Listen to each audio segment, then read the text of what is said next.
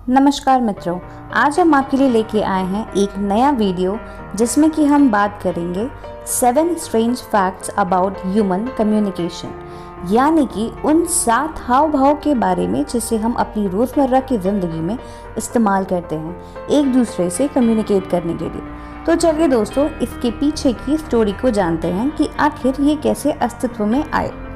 आइए जानते हैं उन 7 हाव भाव के नाम। पहला है दोस्तों हैंडशेक, यानी कि हाथ मिलाना। दूसरा है दोस्तों हाई फाइव, यानी कि हाथों को हाथों से टकराना। तीसरा है दोस्तों विक्ट्री साइन, यानी कि जीत का चिन्ह। चौथा है दोस्तों फिस्ट बम्पिंग, यानी कि 2 मुट्ठियों को आपस में टकराना। पांचवा है दोस्तों क्लैपिंग, यानी कि ताली बजाना। छठा है दोस्तों स्माइल, जी हाँ दोस्तों, वही मुस्कुराहट जो अभी आपके चेहरे पे है। और आखिरी 7वां है दोस्तों लाफिंग, ऑफ कोर्स दोस्तों ज़ोरदार हंसना। तो चलिए दोस्तों, इन सभी के बारे में विस्तार से जानते हैं। पहला हैंडशेक। हैंडशेक यानी कि हाथ मिलाना। दोस्तों, आज हम हर किसी के साथ हाथ मिला के उनका स्वागत करते हैं और ये एक शांति का प्रतीक भी माना जाता है।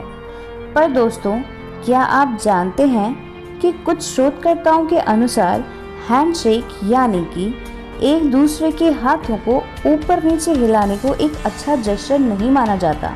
पहले के लोग एक दूसरे के हाथों को ऊपर नीचे इसलिए हिलाया करते थे ताकि अगर उनके हाथों में कोई हथियार या कोई सामान छुपा हो तो वह बाहर आ जाए, ना कि इसे किसी स्वीट जेस्चर के तौर पे माना जाता था।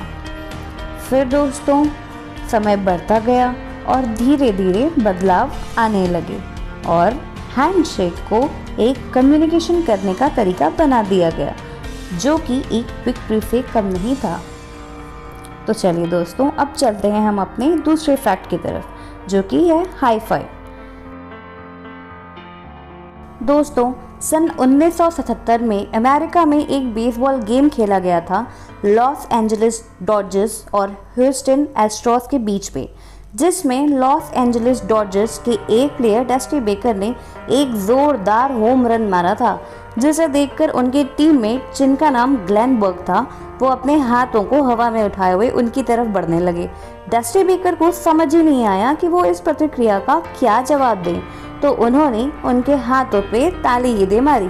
जी हाँ दोस्तों, उन्होंने उनके हाथों पे ताली ही दे मारी, जिसकी वजह से हाई फाइव प्रचलन में आ गया और ये उस टाइम उनकी बेसबॉल टीम का सिग्नेचर लोगो भी था। तो दोस्तों, ये तो थी हाई फाइव की स्टोरी।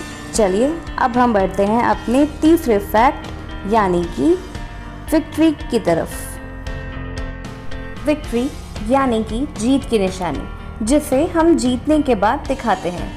लेकिन क्या आप जानते हैं कि इस विक्ट्री साइन को हमेशा से शांतिपूर्ण जेस्चर नहीं माना जाता था। दोस्तों, ऐसा कहा जाता है कि सन 1400 में फ्रेंच और ब्रिटिश के बीच में एक युद्ध हुआ था, जिसमें हारने वाले ब्रिटिश आर्मी के तीरंदाजों को यही विक्ट्री साइन वाली 2 उंगलियों को हवा में उठाने के लिए कहा जाता था और फिर उसे फ्रेंच आर्मी द्वारा काट दिया जाता था ताकि वो दोबारा तीरंदाजी ही ना कर सके। फिर बाद में इस विक्ट्री साइन को वर्ल्ड वॉर 2 के दौरान ब्रिटेन के विंस्टन चर्चिल ने इसे विक्ट्री साइन के रूप में पॉपुलराइज यानी फेमस कर दिया। तो दोस्तों, ये तो थी हमारी विक्ट्री की कहानी।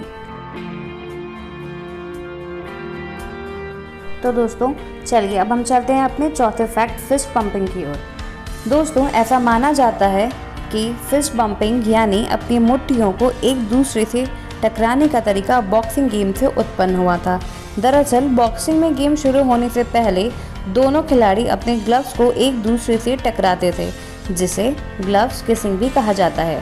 फिर कुछ समय बाद ये प्रचलन में एक बार फिर तब आया जब अमेरिका में एक इवेंट के दौरान पूर्व अमेरिकी प्रेसिडेंट बराक ओबामा ने यही फिस्ट बम्प अपनी वाइफ लेडी मिशेल ओबामा के साथ किया और ये वहाँ से एकदम फेमस हो गया।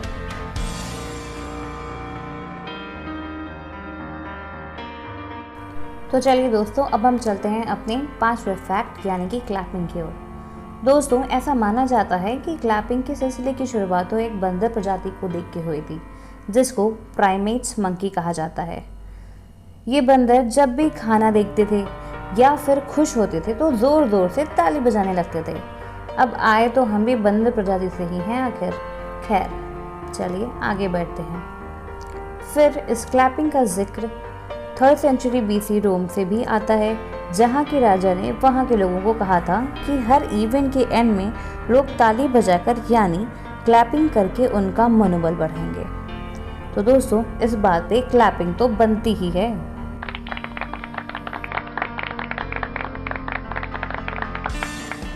तो चलिए मित्रों, अब हम चलते हैं अपने 6th फैक्ट यानी कि स्माइल की तरफ। मित्रों, अब जब आप हमारा वीडियो देख ही रहे हैं तो अपनी स्माइल के साथ हमारा चैनल सब्सक्राइब और वीडियो को लाइक भी कर दीजिए।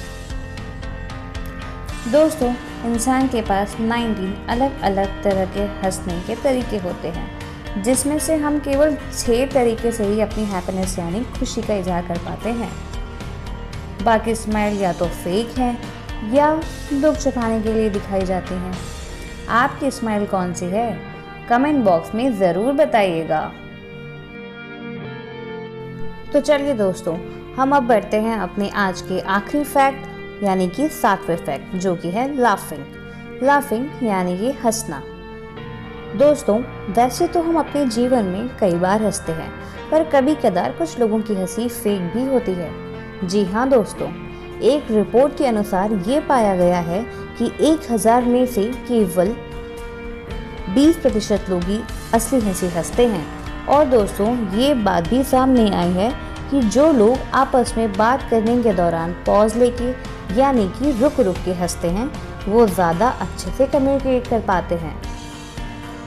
तो यारों, असली हंसी हंसो और खुश रहो, स्वस्थ रहो।